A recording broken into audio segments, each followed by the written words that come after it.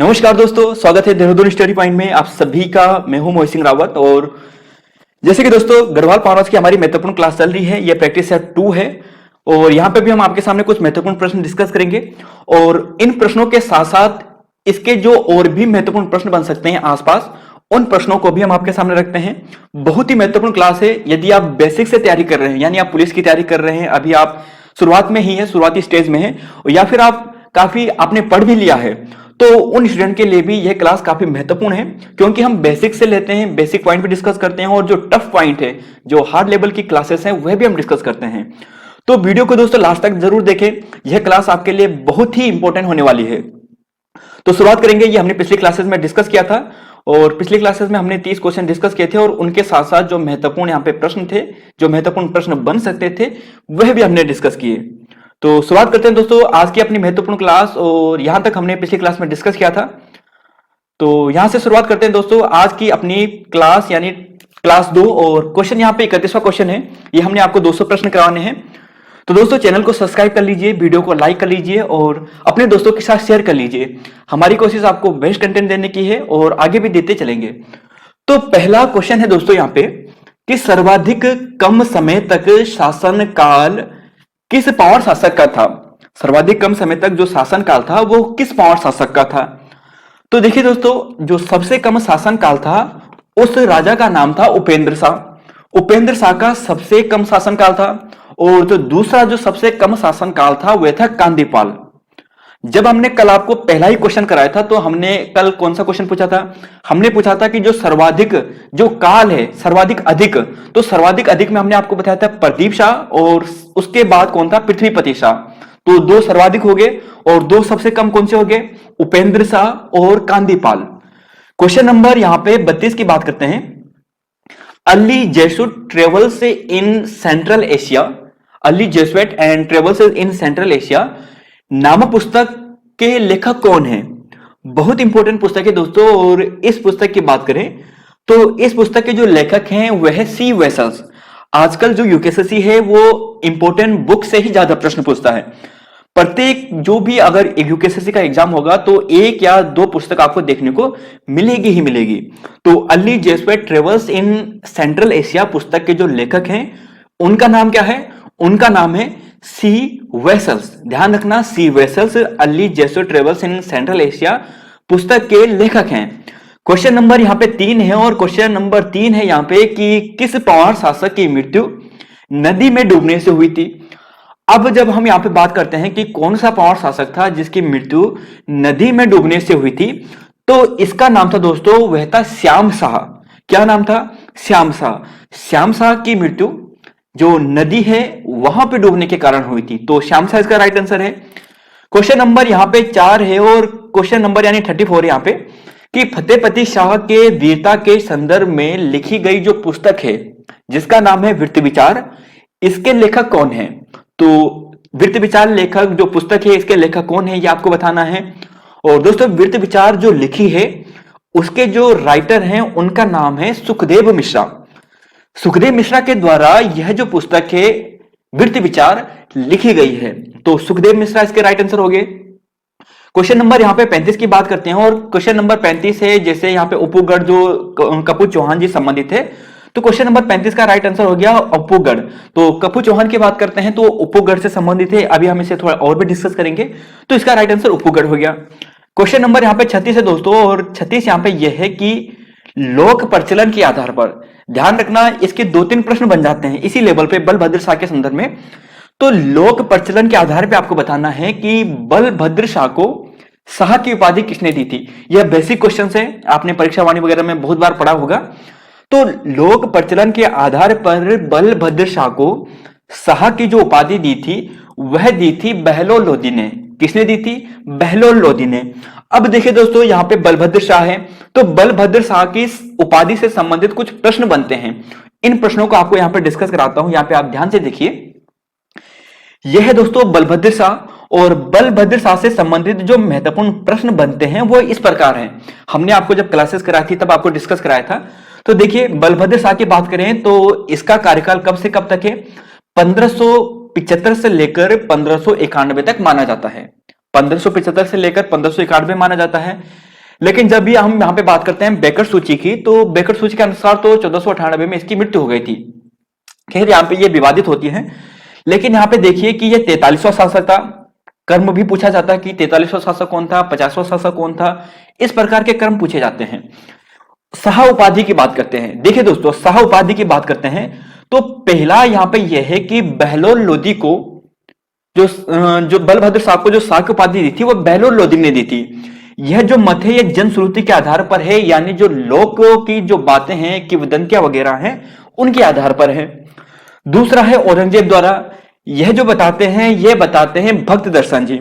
भक्त दर्शन जी अपनी पुस्तक गढ़वाल की जो दिवंगत विभूतियां हैं उसमें बताते हैं कि औरंगजेब द्वारा दी गई है, लेकिन औरंगजेब का यहां से बलभद्र शाह के जो कार्यकाल से कोई संबंध नहीं बैठता, तो यह प्रश्न तो यहीं पर गलत हो जाता है। लेकिन ऐसा पूछ लिया जाए कि भक्त दर्शन जी के अनुसार, तो भक्त दर्शन जी के अनुसार औरंगजेब। फिर तीसरा है यहाँ पे शाहजहां द्वारा, और यह बताया है जो डॉक्टर पातीराम जी हैं उन्होंने बताया है अपनी पुस्तक गढ़वाल एंसेंट एंड मॉडर्न पुस्तक में। अब एक चीज दोस्तों मैं आपको यहां पे दिखा देता हूं, यह जो पुस्तक है गढ़वाल एंसेंट एंड मॉडर्न, इस पुस्तक का प्रकाशन 1916 में हुआ था, ना कि 1917। 1917 आपको बीएस नेगी सर की बुक में या फिर परीक्षा वाणी में मिल सकती है, लेकिन अगर आप इस बुक का ओरिजिनल प्रिंट देखोगे तो 1916 इसका आंसर है।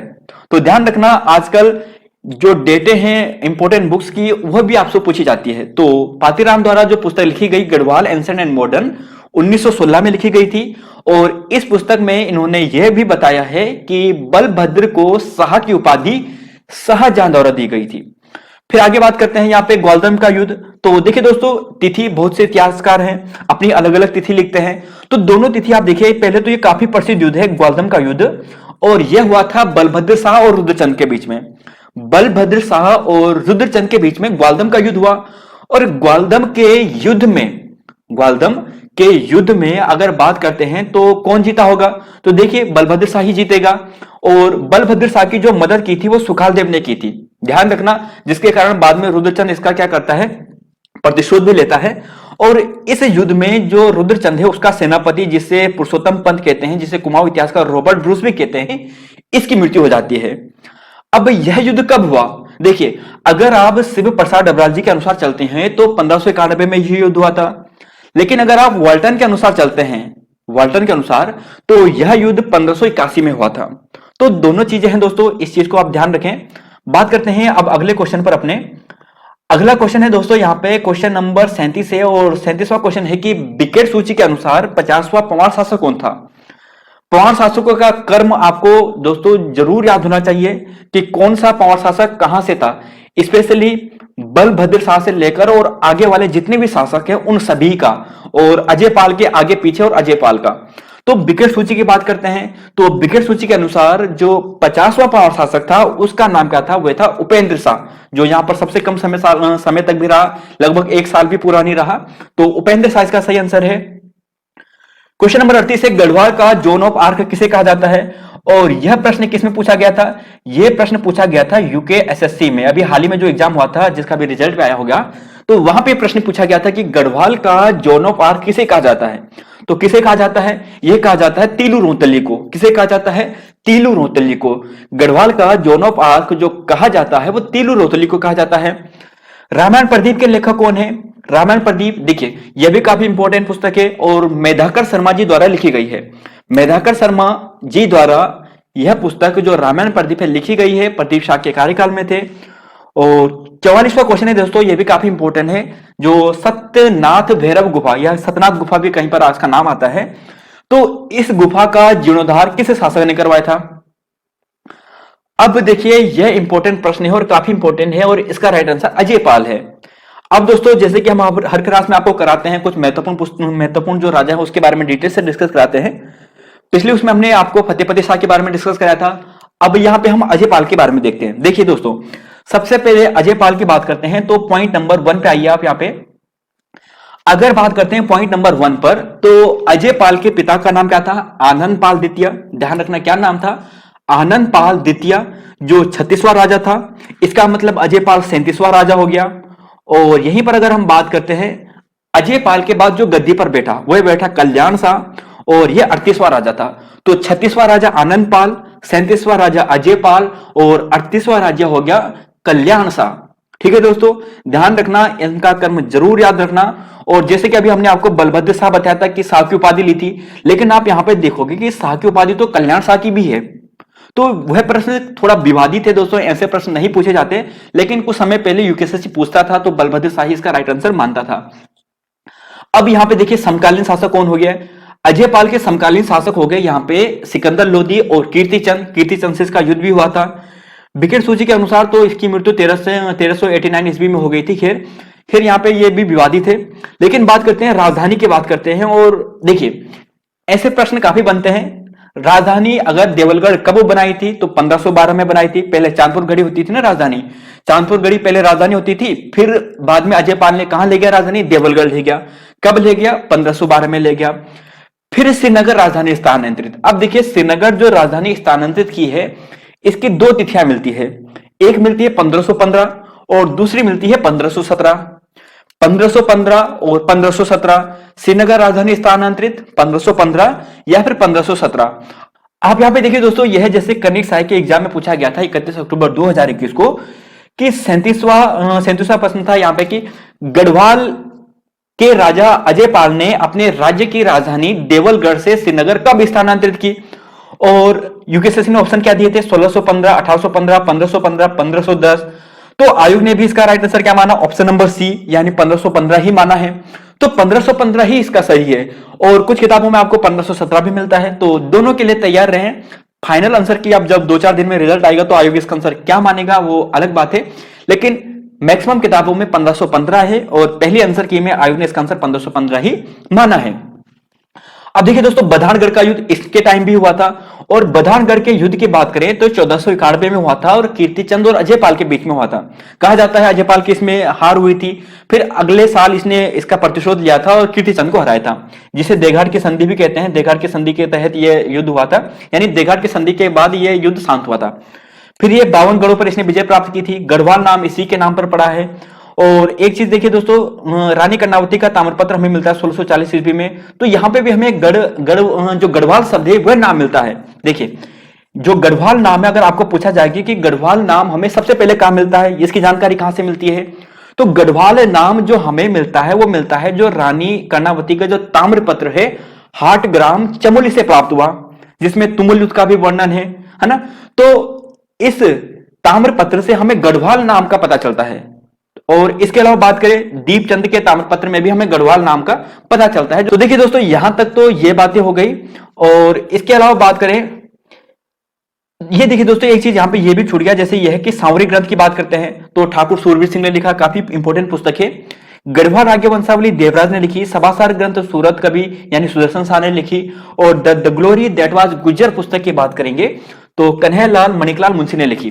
तो यहां तक दोस्तों देख लिया होगा और आई होप आपको याद भी हो चुका होगा।